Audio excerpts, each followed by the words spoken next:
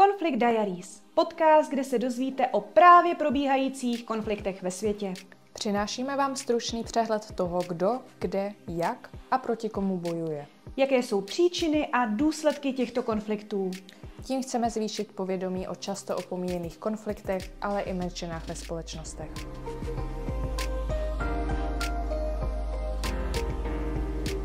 Ahoj všem, já jsem Mariana. Ahoj, já jsem Dominika. A my pro vás společně na našem instagramovém účtu Conflict Diaries již přes půl roku připravujeme přehled aktuálních světových konfliktů, kterých právě teď kromě války například na Ukrajině a v Gaze probíhá několik desítek. A ve stories pak každý den sdílíme aktuality ze světa a sem tam přidáme i nějaký kvíz, kde se dozvíte různé zajímavosti o právě sdílených tématech a konfliktech. Vítám vás u dnešní epizody podcastu Conflict Diaries, kde se podíváme na možná trošku neobvyklé téma a tím jsou prehistorické příčiny konfliktů. Protože když zkoumáme současné konflikty, tak vidíme několik stále dokola se opakujících příčin, jako boj o moc, a to ať už politickou nebo duchovní, boj o území, kontrolu nad nerostným bohatstvím a pak prosazování nějakých ideologií, jako třeba boj za národní uvědomění a v neposlední řadě terorismus. A právě se zdá, že tyto motivy se opakují a jsou věčné. Je to tak? Přesně tak. A otázkou zůstává, proč právě tyhle důvody jsou tak stěžejní pro současné konflikty, které jakoby vůbec neměly konec. Takže dneska se na to podíváme skrze příběh našeho vývoje, a to od prvních předchůdců až po dnešního Homo sapiens. Sapiens. Než se ale pustíme do detailů, chci jen zdůraznit, že naše analýza je subjektivní, slouží k otevření diskuze a třeba pomoci našim posluchačům trošku pochopit souvislosti, tak to hlavně neberte jako nějakou historickou pravdu. Jo, na rovinu nejsme historikové. Dobře, začněme tedy na samém počátku. Řekneme se jako příběh, kdy zhruba před nějakými 65 miliony let, když vlastně vymřeli dinosauři, tak to mohlo vypadat, nebo ty teorie jsou takhle podávané, že život na Zemi v podstatě skončil. Jo? Nicméně opak byl pravdou a během dalších asi 50 milionů let se tvorové, kteří přežili to vymření dinosaurů, postupně vyvíjeli a až nakonec se vyvinuli v primáty. No a už vlastně to, jak se formovalo to přežívání, tak už tehdy začalo klást základy pro ty budoucí konflikty. Takže už v té době se museli hledat nový způsob, jak přežít, což nás vede k otázkám o zdrojích a změnách prostředí. Ano, přesně tak. Když se třeba podíváme, tak před nějakými 8 miliony lety byla Afrika, africký kontinent, pokrytá tropickými pralesy. Jo? A právě někdy v té době ten subkontinent Indie, tak Indie narazila do Asie a začalo tak vznikat obří pohoří Himalaj. A jedna z těch teorií právě říká, že Himalaj vlastně jak rostl, tak to zadržovalo mraky a to mělo zásadní vliv na klima. A tím pádem nad Afrikou bylo méně mraků, méně pršelo a ty pralesy začaly postupně vysychat. Stromy třeba začaly růst dál od sebe. Jo, a ti primáti, kteří žili do té doby na těch stromech, tak museli prostě, jak se říká příslověčně, slést na zem ze stromu a... Počkat, to trvalo delší dobu, ne? Nebylo to jo, jasně. na den. Tady mluvíme opravdu o milionech let. Jo? Okay. Trošku udělám jako velký skok v čase. A... No takže oni prostě slezli na zem, protože jak ty stromy rostly dál od sebe, tak už ani nemohli přeskakovat z jednoho stromu na druhý. No a začali postupně chodit po dvou nohách. A tady už vlastně vidíme jednu z příčin i dnešních konfliktů, kdy změna klimatu a celkově geografická poloha, tak ty dnes ovlivňují státy, které třeba trpí častými přírodními katastrofami. Jo, třeba zemětřesení na Haiti, v Nepálu třeba. To fakt dává smysl. Klimatické změny a prostředí jsou faktory, které ovlivnily tedy evoluci a zároveň přispívají i k dnešní nestabilitě. Když je někdy sucho, nedostatek vody, tak to vede k hladomorům, k problémům zemědělství celkově. No dobře, historie pokračuje a další zlom vlastně na cestě člověka přišel s objevem ohně. Jo? A tady se věci moc neshodují, nicméně zhruba někdy před 230 000 lety se objevil člověk Homo sapiens, jak ho známe dneska. A ten už používal třeba kostěné nástroje, vyráběl si různé oděvy z kůže těch ulovených zvířat a měl také svoji řeč, díky čemuž potom už dokázal nějak plánovat a předvídat, což pak zásadně ovlivnilo jeho schopnost lovit a zároveň rozvíjet další činnosti, jako třeba umění, jazyk a obchod, což vidíme, že dneska v té ekonomické rovině. To je fascinující, jak to takhle říkáš. No, díky tomu se tedy člověk stal mnohem víc než lovcem. Vznikly tak základy pro složitější společenské struktury, které ale dnes vedou ke konfliktům o moc a zdroje. Přesně tak. Protože tím, že člověk, Homo sapiens, dokázal rozvíjet ty nové činnosti, tak vznikaly otázky, kdo teda bude mít nějaké právo na moc, kdo ty zdroje, nově objevené třeba, bude kontrolovat. Jo? A tato dynamika se potom odráží i v těch dnešních konfliktech. Jo, jasně. No, dalším velmi zásadním mezníkem a okamžikem v dějinách lidstva byl potom počátek zemědělství. Jo, ten se datuje zase plus minus kolem 11 až 13 000 lety před naším letopočtem a bylo to tehdy vlastně v oblasti úrodného půlměsíce, Levantě, dnešní Blízký východ de facto, kde bylo objeveno zemědělství. A lidé tehdy vlastně zjistili, že z těch semen v zemi vyroste obilí, pšenice, čočka nebo len. Jo? A že tyto plodiny potom mohou jíst. Což znamenalo, že z těch lovců a sběračů se stali usedlí farmáři. Jo? Byla to změna toho způsobu života. OK, a jak to ovlivnilo společnost? Tak určitě, jednak začaly vznikat určité jako hierarchie v té společnosti, kde vlastně každý měl nějakou svoji roli.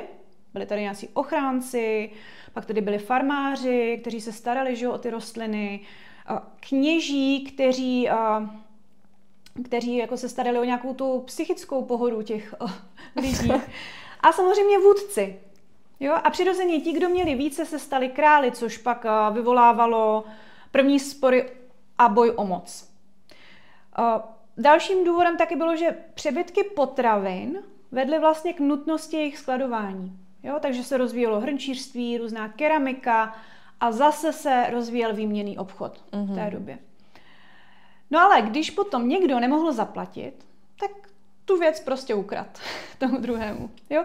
A tak vlastně vznikla první vrstva válečníků, kteří teda někde šli a zaútočili na tu druhou nějakou osadu. Což je pořád princip, který přežívá dodnes. Zajímavý. Zajímavý, jak se už na počátku civilizačního vývoje objevily konflikty o zdroje a moc.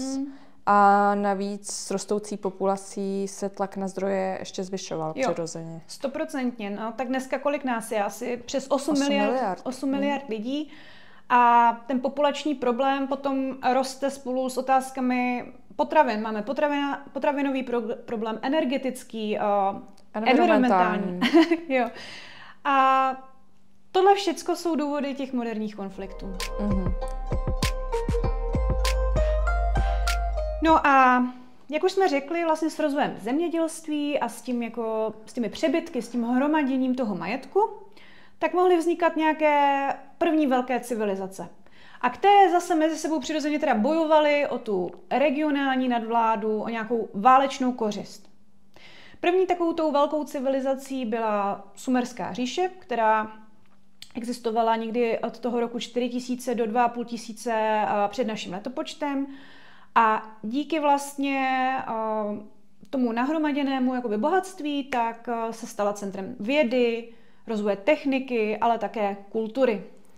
A zároveň se rozvíjela i egyptská říše, to je nutno dodat. Myslím, že zhruba 3000 letopočty před naším letopočtem. A tak těžila z nerostných surovin. Konflikty vznikaly kvůli bohatství, kdy se ty státy bály o svou nadvládu a raději tedy útočily předem.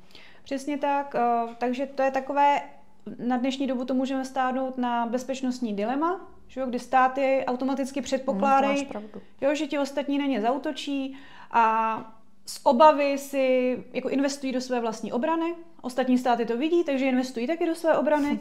A takhle vlastně všichni zvyšují tu armádu nebo zlepšují tu armádu. A ten strach tam vlastně roste, tam všude přítomný. Ano, jo, to bohatství a právě ten strach ze ztráty toho bohatství, těch zdrojů, vede ke sporům, které v podstatě jsou stále stejné i dneska. Ten mechanismus tím pádem opravdu je starý několik tisíciletí. Není to jako výmysl dnešní doby.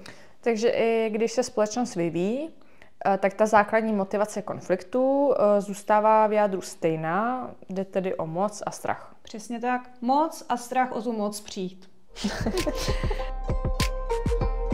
No a jak se rozvíjely ta hierarchie v té společnosti, jak vznikly ty první civilizace, městské státy třeba, tak ta celkově ta kmenová mentalita vedla potom k té dichotomii, že jsme tady my a že jsou tady nějací oni. Jo? A tím to plodí ten latentní strach z těch jiných, z jiné kultury, která se liší od té naší. Třeba jsme to viděli, že dřív ti lidé, kterým jsme nerozuměli, tak byli označováni za barbary. To nějaké nekultivované, cizí osoby. A dnes máme xenofobii. A dneska je to xenofobie. Takže ten strach a i touha ochránit ty svoje zdroje potom vedly třeba k první zaznamenané válce, kdy už například kolem roku 2700 před naším letopočtem a právě ve zmíněné Mezopotámii, tak Sumerové pod vedením krále Kiše se střetli třeba s Elamity. Elamity. A zajímavé je, že současně urutský král Gilgameš, toho možná lidi znají. Tak Epos o Gilgamešovi. Ano, to je ze školy. Ano.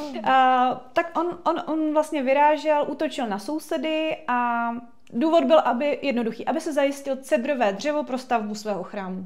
Jo? Ale otázka teda zní, proč místo útoku nezvolil směnný obchod? To ukazuje, že už předtím převládala mentalita, kdy raději zaútočíme, než aby jsme hledali kompromis. Ano, a bohužel. Je to fascinující, jak hluboce zakořeněný je tenhle vzorec v lidské psychice. V DNA nejspíš, nebo...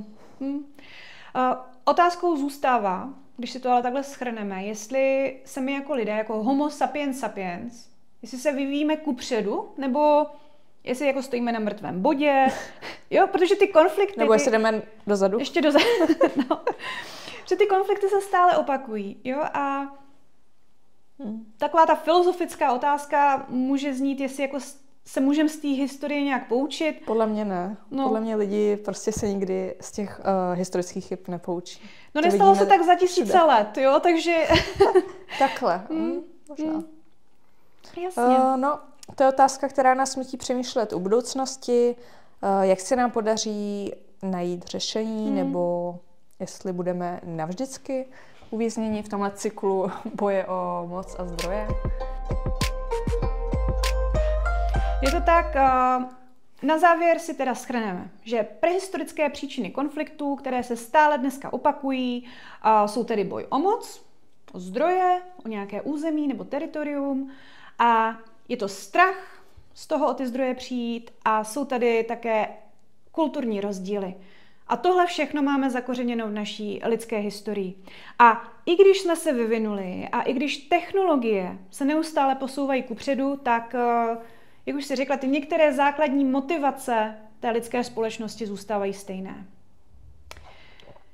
Dneska naším cílem bylo otevřít diskuzi a poukázat na to, jak se milníky našeho vývoje jako lidského druhu odráží i v těch současných právě probíhajících konfliktech. Je to opravdu fascinující pohled na věc. prosím tě, jak bys shrnula hlavní poselství, který by si naši posluchači měli odnést? Děkuju.